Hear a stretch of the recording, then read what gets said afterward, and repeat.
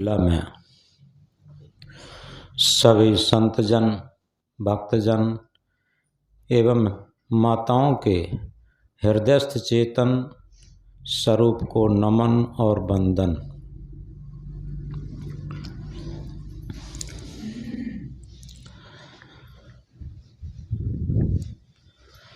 दूसरे दिन की प्रथम ध्यान सभा।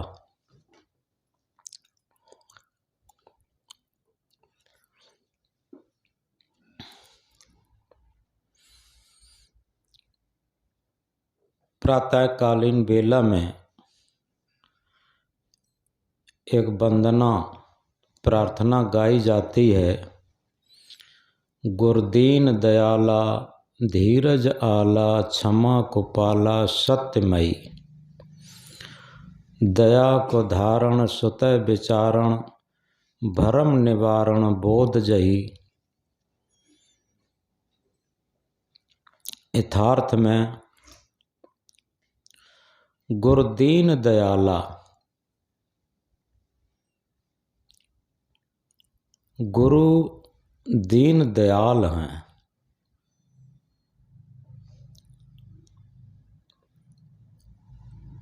गुरु कोई शरीर नहीं होता,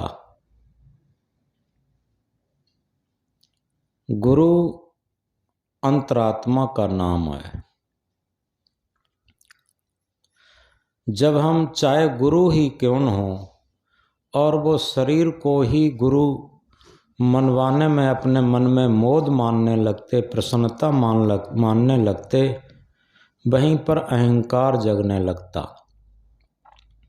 गुरु के अंदर भी वही आत्मा गुरुत्व के रूप में विराजमान है और शिष्य के अंदर भी वही आत्मा शिष्यत्व के रूप में विराजमान है। अंतर इतना है कि गुरु प्रज्वलित दीपक है और शिष्य प्रज्वलित होने की तैयारी में है। बस इतना अंतर है। गुरदीन दयाला धीरज आला क्षमा कुपाला सत्यमयी। सत्यमयी का अर्थ होता है जैसे प्रकाशमयी, अंधकारमयी, इसी तरीके से सत्यमयी। सत्यमयी का अर्थ है जो सद्गुरु के अंदर आत्मा है या हमारे अंदर आत्मा है, वो सत्यमयी है, असत्य का लेश भी नहीं। ध्यान केवल आत्म जागृति का नाम है।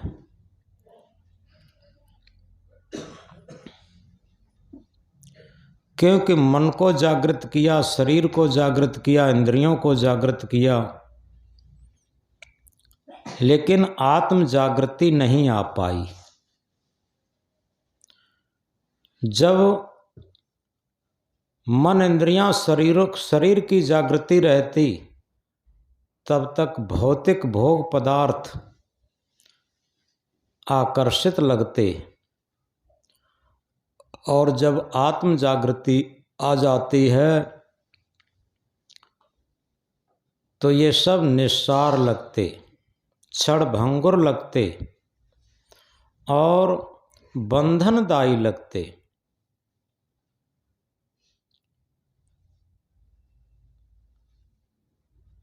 तो सबसे बड़ी बात यही है कि ध्यान क्या है? आत्म जागृति। होता क्या है, चाहे भौतिक क्षेत्र में हो चाहे आध्यात्म क्षेत्र में, कोई बहुत बड़ा अंतर नहीं है। वेश ड्रेस का अंतर होता है, मन सबके अंदर वही होता।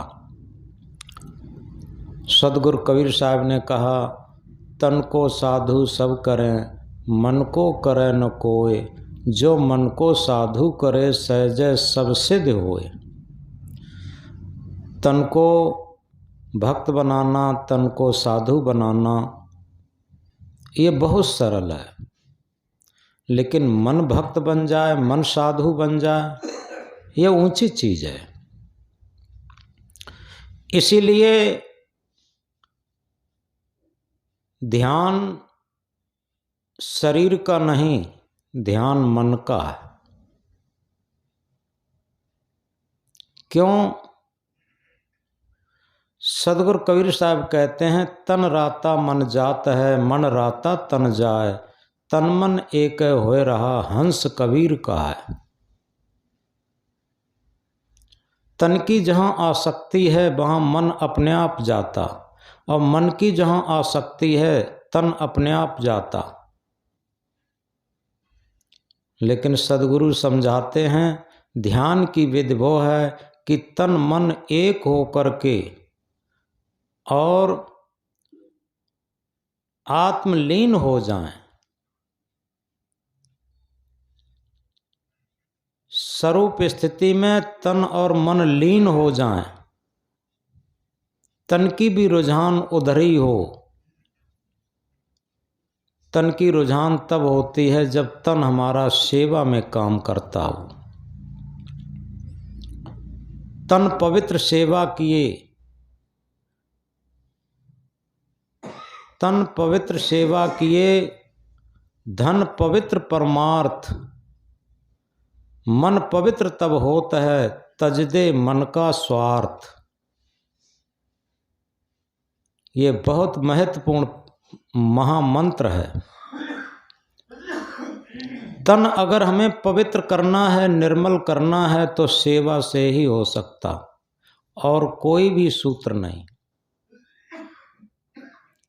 तन पवित्र सेवा किए, धन पवित्र परमार्थ। धन को पवित्र करने के लिए परमार्थ में लगना पड़ेगा। जो धन परमार्थ में लग जाता है वो पवित्रतम हो जाता। मन पवित्र तब होता है, तजदे मन का स्वार्थ। मन का स्वार्थ जितना छोड़ दिया जाए, जितना छोड़ दिया जाए, उतना ही मन पवित्र हो जाता है। और जिस क्षण मन निस्वार्थ स्थिति में आ जाता है, मन पूर्ण निर्मल होता, पवित्र होता। लेकिन होता तो उल्टा है। गरीबी में हाय हाय, माया में दुचते, कहें कबीर कब होयो सुजते। कबीर साहब कहते हैं, माया जब गरीबी रहती है तो लगता है कि हाय इतना होता तो हमारी गुजर बसर हो जाती। लेकिन अगर सही पूछा जाए तो गरीबी में श्रद्धा, सच्ची श्रद्धा होती। हमने कई लोगों को देखा है इतने से जीवन में, जब वहाँ गरीबी थी, वो लोग गरीब थे तो बहुत भक्ति भावना थी, और जैसे जैसे परिवर्तन हुआ, भक्ति भावना में भी परिवर्तन होने लगता। सबका नहीं, लेकिन अधिकांश का। क्योंकि दुचत्ता हो जाता। कबीर साहब ने इस बात को अनुभव किया और उस अनुभव को ही तो लिखा। गरीबी में हाय हाय, माया में दुचते, ये दुचित्त हो जाता। दुचित्त हो जाता कि और की चाह हो जाती। कहें कबीर कब होयो सुजते।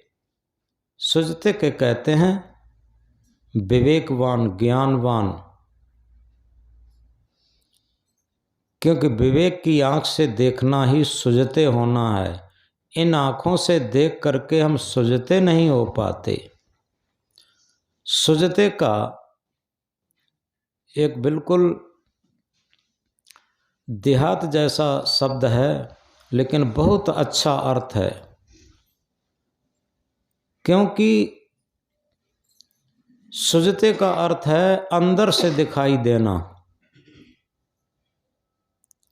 कबीर साहब ने कहा, बाहर की दोनों गई, हियो की गई हिराए, कहें कबीर जग चारों गई, ताको कौन उपाय। बाहर की आँखें काम में अंधी, क्रोध में अंधी, लोभ में अंधी, अहंकार में अंधी। जब बाहर की अंधी आँखें होंगी तो अंदर की अपने आप हेरा जाती, खत्म हो जाती, विवेक रहता नहीं। और जिसकी विवेक और विचार दोनों आँखें खत्म हो जाती अंदर की, और जिसके विवेक विचार खत्म हो गए, उसका कोई उपाय नहीं। तो इसलिए इस बात को हम थोड़ा गहराई से समझें। हम लोग इस ध्यान कक्ष में आए हुए हैं और घर परिवार सारी चीज़ों से हटकर के, शरीर मन इंद्रियों से हटकर के अपने आत्म धाम, सत्य धाम, स्वरूप धाम में इस अविचल स्थिति के लिए, तो उसके लिए जो सूत्र बताए हैं, पहला सूत्र था बंद आँखों में जो कुछ भी दिखाई दे उसे हम देखें, क्योंकि हमारी दृष्टि हमेशा बहिर्मुख रही है और दृष्टि को अंतर्दृष्टि करने के लिए, क्योंकि दृष्टि का बहुत बड़ा खेल होता, कहते हैं कि उसकी दृष्टि नहीं अच्छी। लिखा होता है कि ट्रक पर, बस पर कहीं बुरी नज़र वाले तेरा मुंह काला।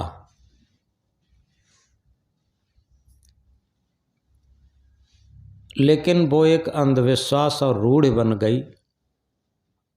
अगर ये लिखा ना होता तो दृष्टि अच्छी रहती, और लिखा होता है तो अच्छी दृष्टि भी खराब हो जाती।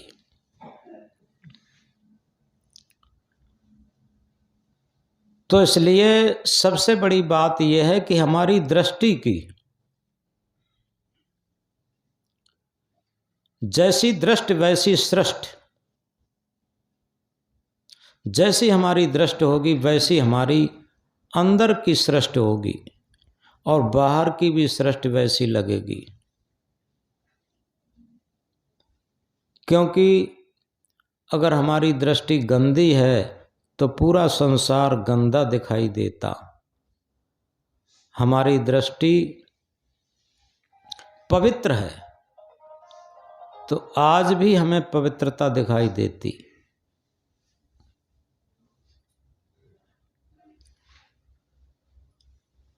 एक छोटी सी बात इसी बीच याद आ गई। एक किसान था और किसान की किसी भूखंड पर, किसी जमीन पर एक आदमी ने मुकदमा डाल दिया। तो वो किसी समझदार व्यक्ति के पास गया। उसने कहा कि ऐसे नोटिस आया था, किसी व्यक्ति ने मुकदमा डाल दिया है। तो समझदार व्यक्ति ने बताया कि तुम ऐसा करो, किसी वकील के पास जाओ और वकील इस बात का समाधान कर देगा। वो व्यक्ति गया, शहर में, देहात का व्यक्ति था। वकील के पास पहुंचा, वो अपना कुछ कागज पत्र लेके गया, उसने दिखाया तो वकील ने अपने जो शागिर्द होता है, नौकर होता है, तो उससे कहा कि हमारा चश्मा मेज पर रखा है, उठा के लाओ। चश्मा उठा के लाया, उसने चश्मा लगाया और सारी चीज़ पढ़ी। पढ़ने के बाद बताया कि ऐसा है कि तुम्हारे 500 रुपये खर्च होंगे और ये मुकदमा तुम्हारा दायर हो जाएगा और तुम्हें सफलता मिल जाएगी धीरे धीरे। अब वो किसान मन में सोचता है ये वकील वैसे कुछ नहीं जानता, केवल इसमें चश्मे का करिश्मा है। जब तक चश्मा नहीं लगाया तब तक इसने कुछ नहीं बता पाया, और जैसे ही चश्मा लगाया वैसे ही सब कुछ बताने लगा। वो जाता है एक दुकान पर, चश्मे वाली दुकान पर गया। उसने मन में विचार किया कि इसे हम 500 रुपये क्यों दें, जब चश्मा ही सब कुछ जानता है। दुकानदार से कहा कि भैया हमें एक चश्मा चाहिए। उसने चश्मा दिया और चश्मा लगाया। उसके सामने एक अखबार रखा कि देखो तुम्हें दिखाई देता। उसने कहा इसमें तो हमें कुछ नहीं दिखाई देता। फिर उसने और चश्मा बदला और चश्मा बदला। जितने नंबर थे दुकान पर उसने सारे नंबर के चश्मा लगाए, लेकिन बार बार यही कहता इसमें तो हमें कुछ दिखाई नहीं देता। तो उस दुकानदार ने कहा कि भैया एक बात बताओ, तुम कुछ पढ़े लिखे हो? तो उसने कहा एक बात बताओ, तुम अजीब आदमी हो, अगर हम पढ़े लिखे होते तो चश्मा क्यों खरीदते? चश्मा तो इसीलिए खरीदा कि सारी चीज़ हम जान जाएं। अब उसने कहा कि लाइए चश्मा। चश्मा लेकर रख लिया कि जाओ, यहाँ तुम्हारे लिए कोई चश्मा नहीं। तो कहने का आशय ये है, ये एग्जाम्पल ये बताता है कि हम केवल अपने चश्मे से सारी बातों को जानना चाहते हैं, लेकिन सबसे पहली बात यह है कि आध्यात्म क्षेत्र की बात, ध्यान की बात, आत्म परमात्म की बात, आत्म साक्षात्कार की बात, ये केवल ग्रंथों के चश्मे से नहीं आएगी।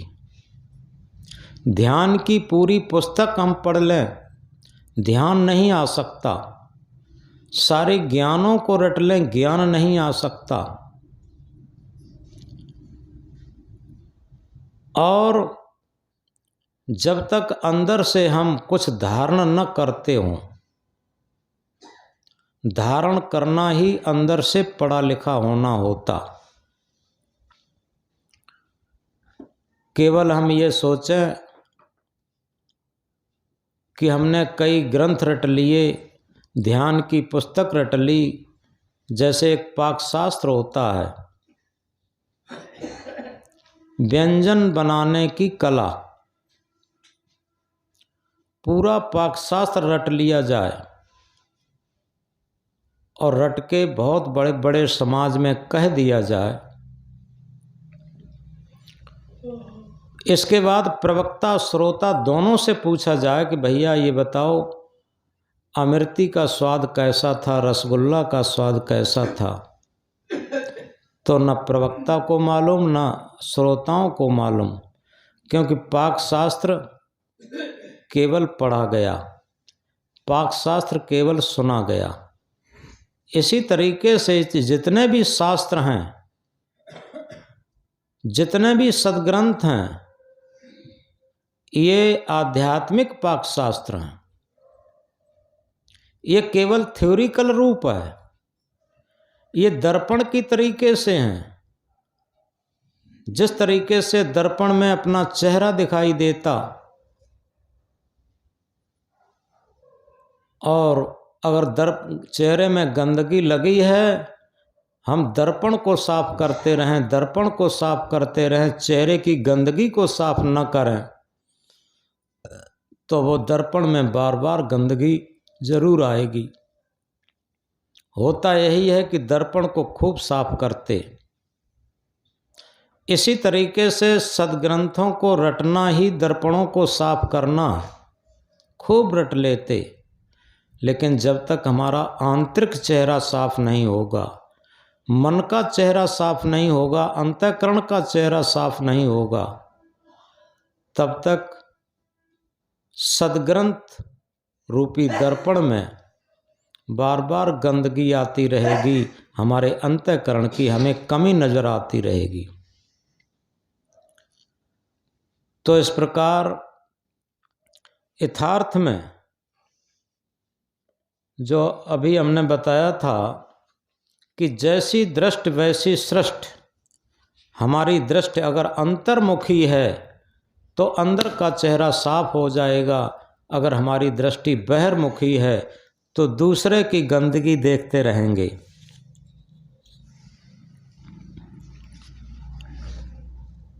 आज हम लोग चौथे सूत्र में प्रवेश करते हैं।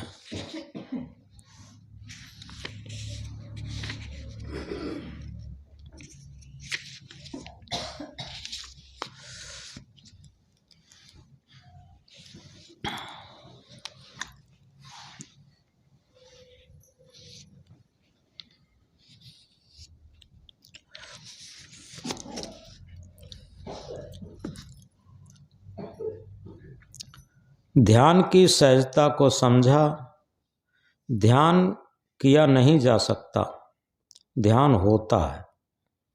ध्यान कोई क्रिया नहीं है, अक्रिय अवस्था में उतरता है।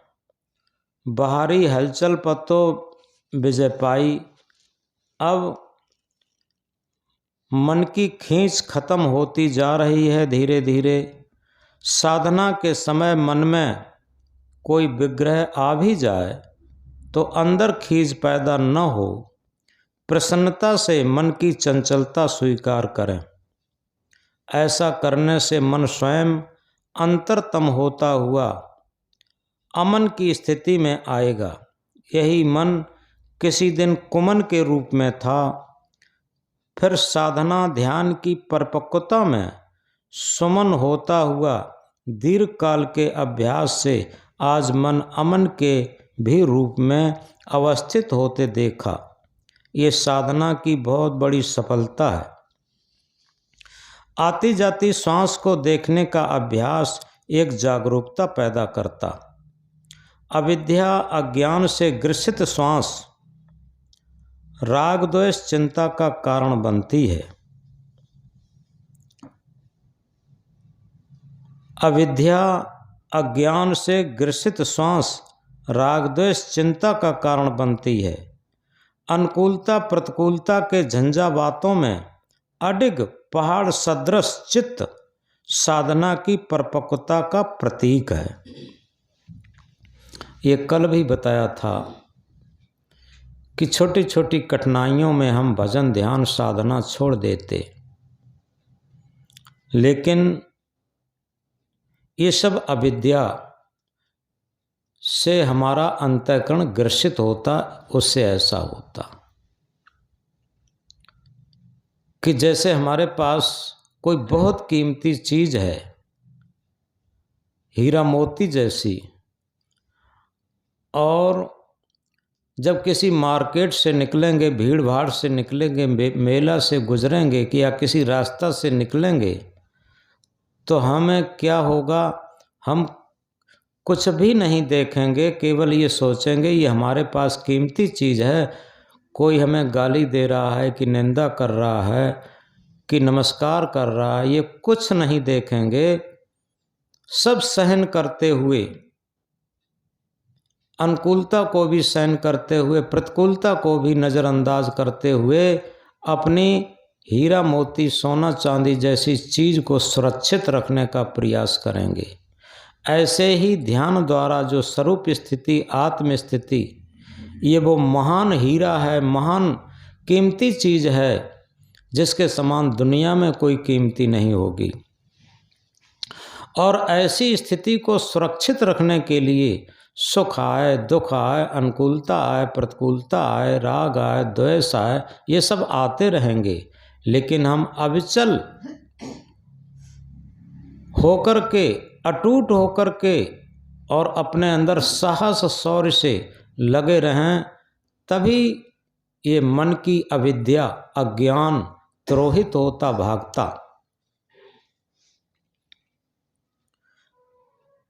अनुकूलता प्रतिकूलता के झंझावातों में अडिग पहाड़ सदृश चित्त साधना की परिपक्वता का प्रतीक है। साधना की सहजता स्वाभाविकता साक्षी भाव के जागृत पर आधारित है। कार्य कारण की अटूट व्यवस्था को साक्षी भाव से देखना, जिस तरह चार महाभूत कारण रूप में हैं, सारी प्रकृति कार्य रूप में है। भिन्न भिन्न स्वभाव वाले परमाणु प्रमुख होकर सामने आने में कारण भौतिक आहार जैसा देते हैं, वैसे ही परमाणु जनित संस्कार बनेंगे। अंतर्मुख साधक सूक्ष्म संवेदनाओं को भी देखने में सक्षम हो जाता। स्थूल संवेदनाओं का स्थूल कारण, जैसे जिस दिन हमने मिर्च मसाला अधिक खा लिया तो जलन महसूस होगी, जो अग्नि तत्व की प्रधानता है। बासी या अधिक भोजन से भारीपन महसूस होगा, जो पृथ्वी तत्व की प्रधानता है। स्वल्प सुपाच्य भोजन से शरीर हल्का रहता, जो साधना के योग्य होता है। वैसे आहार तो हम 10 इंद्रियों से, चतुष्टय अंतःकरण एवं शरीर के हर अवयव से लेते हैं, जो बाहर के वातावरण के परमाणुओं पर आधारित है।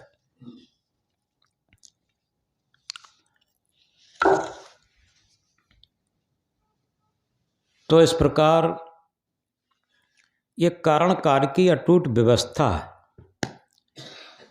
अभी बताया था कि हमारा जैसा आहार होगा वैसे ही हमारी मन स्थिति होगी, और आहार यथार्थ में आँख का आहार, कान का आहार, त्वचा का आहार, जिह्वा का आहार। कबीर साहब ने कहा, खट्टा मीठा चरफरा जिह्वा सब रस ले, चोरों कुतिया मिल गई को अब पहरा दे। ये जिह्वा इतनी लंपट हो जाती है। एक बात बहुत महान सूत्र की है, जिसकी जिह्वा जितनी लंपट होगी उसका मन उतना ही लंपट होगा, और जिसकी जिह्वा जितनी कंट्रोल में होगी, सुवश होगी, उतना ही मन भी सुवश होगा। ये अपने आप है। और इसलिए हर ध्यान से पहले ये कहा जाता है, सादा खाओ सादा पहनो, आफत न सिर पर आएगी, 4 दिन की जिंदगी आराम से कट जाएगी। यथार्थ में इसका हम बहुत बड़ा अभ्यास करें। ये सादा खाना, सादा पहनना, ये सहज जीवन की सच्ची फाउंडेशन है।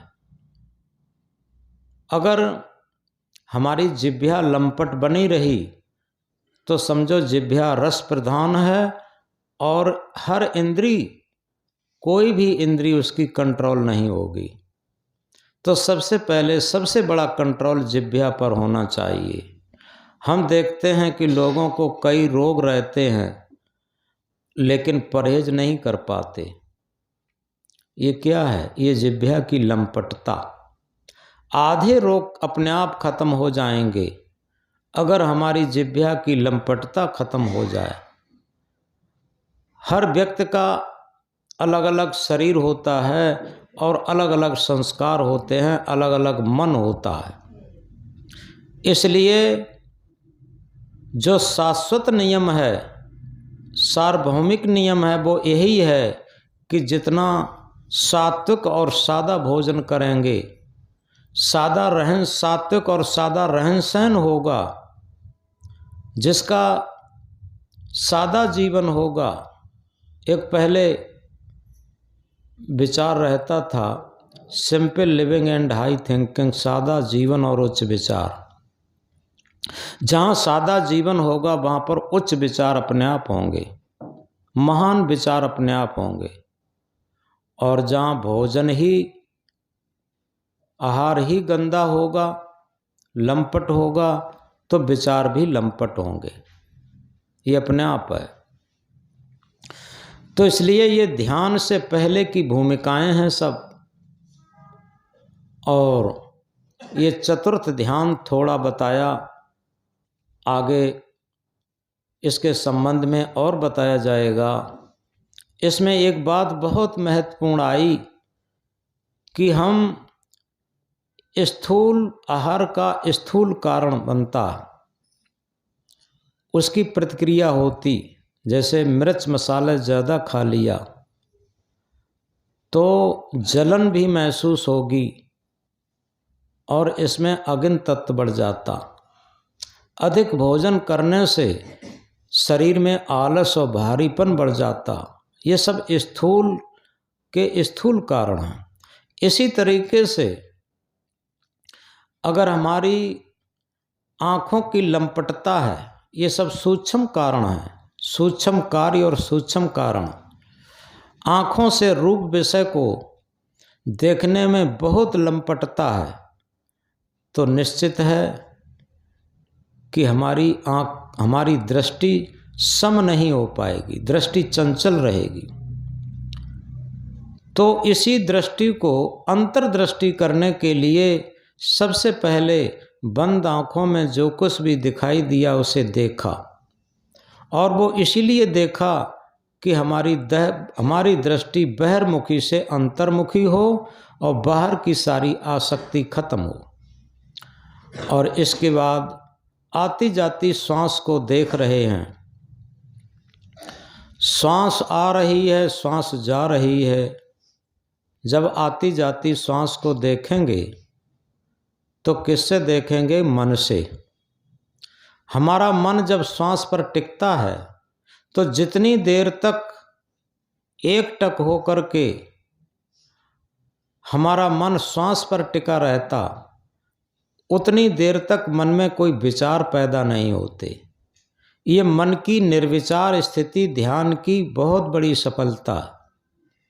और पहले पहले आधार चाहिए, तो श्वास एक ऐसा आधार है, ये जीवन का स्वाभाविक आधार है, ये थोपा हुआ आधार नहीं। जब से जन्म हुआ और जब तक मृत्यु होगी तब तक ये जीवन का एक थ्योरिकल सत्य रहेगा।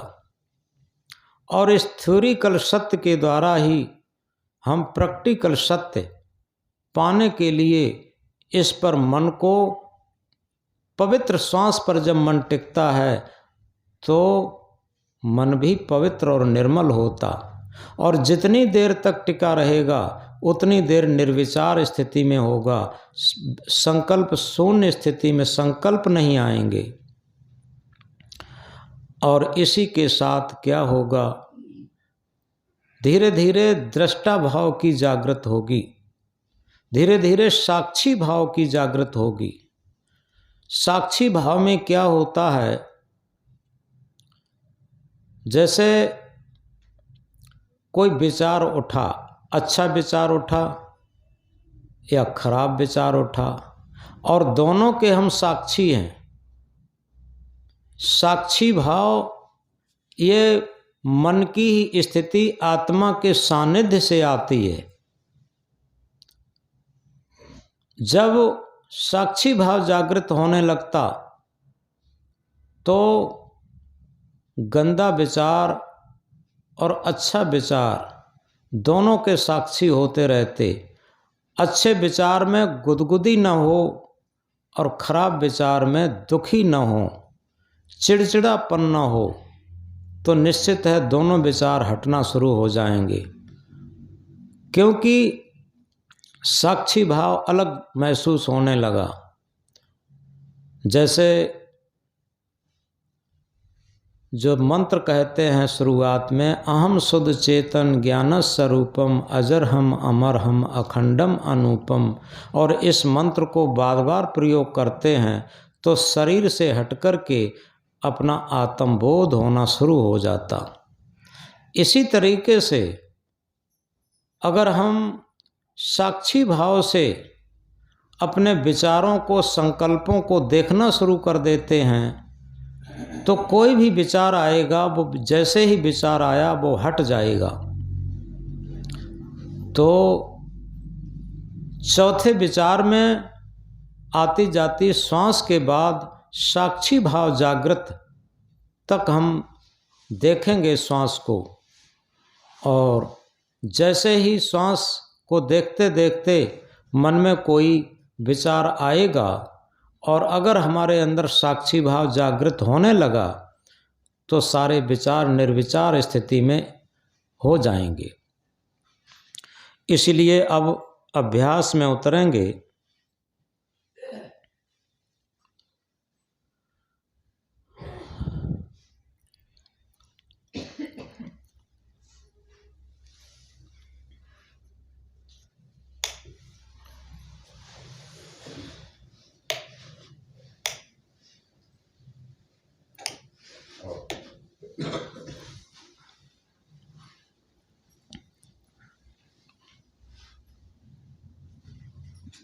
सहज आसन पर बैठ जाएं, और इसी बीच में किसी को बाथरूम भी जाना हो तो धीरे से चुपके जा भी सकते हैं, ऐसा कुछ नहीं है, और शांति में आके बैठ जाएंगे।